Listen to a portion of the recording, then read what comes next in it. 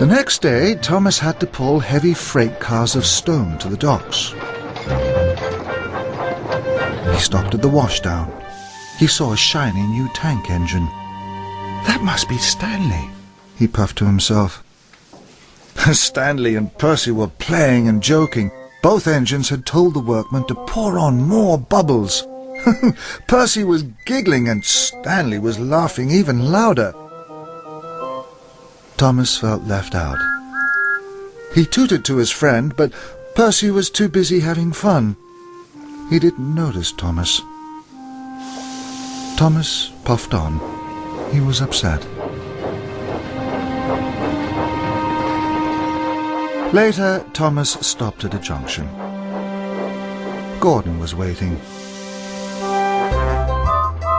Suddenly, with a whoosh and a whistle, Stanley raced onto the main line with Annie and Clarabelle. They were having a wonderful time. They clattered straight past Thomas. "Stanley knows how to have fun," Gordon declared. Thomas watched Stanley disappear.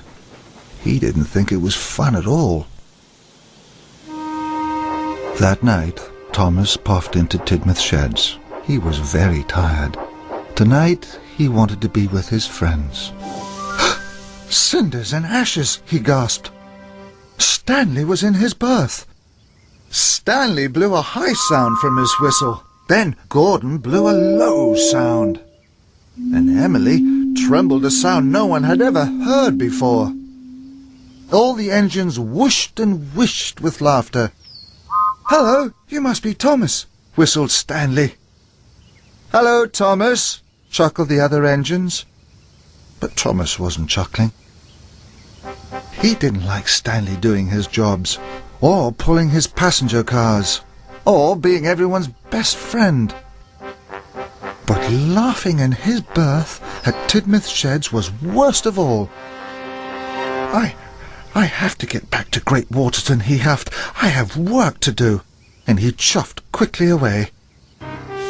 Thomas wished Stanley had never come to Sodor.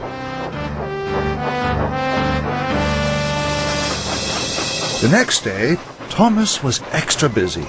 He wanted everyone to see he was better than Stanley.